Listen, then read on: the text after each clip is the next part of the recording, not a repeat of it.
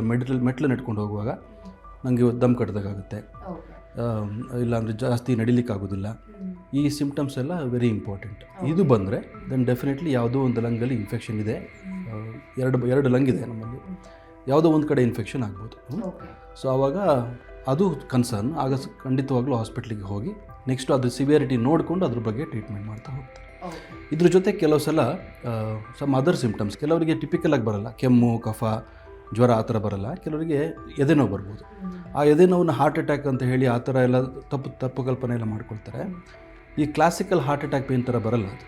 ಈ pneumonia pain ಹೇಗಿರುತ್ತೆ ಅಂದರೆ, ಉಸಿರು ತೊಗೊಂಡು ಹೀಗೆ ಕೆಳಗೆ ಬಿಟ್ಟಾಗ ಆಗ ಈಗ ಪ್ರಿಕ್ಕಿಂಗ್ ಪೇಯ್ನ್ ಅಂತ ಹೇಳ್ತೀವಿ. ಉಸಿರು ತೊಗೊಂಡಾಗ ಒಂಥರ ಹಿಡ್ಕೊಂಡಂಗೆ ಆಗುತ್ತೆ, ಆಮೇಲೆ ಉಸಿರು ಬಿಟ್ಟಾಗ ನಿಧಾನ ಕಮ್ಮಿ ಆಗುತ್ತೆ. ಸೊ ಪ್ಲೂರೈಟಿಕ್ ಪೇಯ್ನ್ ಅವ್ರು ನಿಮೋನಿಯಾ ಪೇಯ್ನ್ ಅಂತ ಹೇಳ್ತೇವೆ.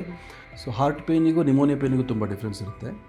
ಹಾರ್ಟ್ ಪೇಯ್ನ್ ಅಂತ ಹೇಳಿದ್ರೆ ಅದು ಯೂಶ್ವಲಿ ಹಾರ್ಟ್ ಅಟ್ಯಾಕ್ ಆಗುವಾಗ ಎದೆನ ಯಾರು ಒತ್ತದಂಗಿರುತ್ತೆ, ತುಂಬ ಪೇಯ್ನು ಇಲ್ಲಿಂದ ಲೆಫ್ಟ್ ಸೈಡ್ ಆಫ್ ದ ಆರ್ಮಿಗೆ ರೇಡಿಯೇಟ್ ಆಗ್ತಾ ಹೋಗಿರುತ್ತೆ. ಅದು ತುಂಬ ಹೊತ್ತು ಇರುತ್ತದೆ, 10-15 ನಿಮಿಷ ಕಂಟಿನ್ಯೂಸ್ ಆಗಿರುತ್ತೆ.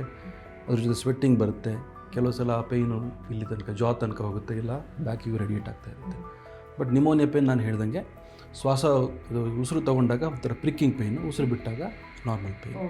ಕೆಲವು ಸಲ ಮಸಲ್ ಪೇಯ್ನಲ್ಲೂ ಡಿಫ್ರೆನ್ಷಿಯೇಟ್ ಇರುತ್ತೆ. ಅದು ಕೈ ಮೂವ್ ಮಾಡುವಾಗ ಮಾತ್ರ ಪೇಯ್ನ್ ಇರುತ್ತೆ, ಉಸಿರು ತೊಗೊಂಡಾಗ ಬಿಟ್ಟಾಗ ಅದು ಬರೋದಿಲ್ಲ. ಸೊ ಆ differences are very very important. So ಇದೆಲ್ಲ ನಿಮೋನಿಯಾದ ಲಕ್ಷಣಗಳು. ಇದರಲ್ಲಿ ಮೋಸ್ಟ್ ಇಂಪಾರ್ಟೆಂಟ್ ಲಕ್ಷಣ ಅಂದರೆ ಈ ಜ್ವರ 5 ದಿವಸ ಆಯಿತು, 6 ದಿವಸ ಆಯಿತು, ಜ್ವರ ಕಮ್ಮಿ ಆಗ್ತಾಯಿಲ್ಲ, ಕೆಮ್ಮು ಬರ್ತಾನೆ ಇದೆ, ಆ್ಯಂಡ್ ಉಸಿರಾಟದ ತೊಂದರೆ ಜಾಸ್ತಿ ಆಗ್ತಿದೆ ದಿವಸಕ್ಕೆ. ಆ ಟೈಮಲ್ಲಿ ಈಗ ಎಲ್ಲರ ಮನೆಯಲ್ಲೂ ಸ್ಯಾಚುರೇಷನ್, ಕೋವಿಡ್ ಬಂದಾಗಿಂದ SpO2 ಪ್ರೋಬ್ ಅಂತ ಇಟ್ಕೊಳ್ತೀವಲ್ಲ, ಅದನ್ನು ನೋಡ್ತಾ ಇರ್ತಾರೆ. ಸೊ ಆಕ್ಸಿಜನ್ ಲೆವೆಲ್ ಕಮ್ಮಿ ಆಗ್ತಾ ಇದ್ದರೆ ಆ SpO2 ಸ್ಯಾಚುರೇಷನ್ ಲೆವೆಲ್ಸ್ ಕಮ್ಮಿ ಆಗ್ತಾ ಹೋಗುತ್ತೆ. ಆ ಥರ ಇದ್ದರೆ ಎಸ್ಪೆಷಲಿ ರಿಸ್ಕ್ ಇರೋರಲ್ಲಿ, ಶುಗರು ಇಲ್ಲ ವಯಸ್ಸಾದವರಿಗೆ ಇಲ್ಲ ಡಯಾಬಿಟಿಕ್ ಕಿಡ್ನಿ ಡಿಸೀಸ್ ಇರೋರಿಗೆ ಸ್ವಲ್ಪ ಬೇಗ ಹಾಸ್ಪಿಟ್ಲಿಗೆ ಕರ್ಕೊಬರ್ಬೇಕು. ಯಾಕಂದ್ರೆ ತುಂಬ ಹೊತ್ತು ಬಿಡಬಾರ್ದು. ಅದಕ್ಕೆ ಟ್ರೀಟ್ಮೆಂಟೇ ಬೇರೆ, ಮನೆಯಲ್ಲಿ ಟ್ರೀಟ್ಮೆಂಟ್ ಮಾಡಲಿಕ್ಕಾಗೋದು.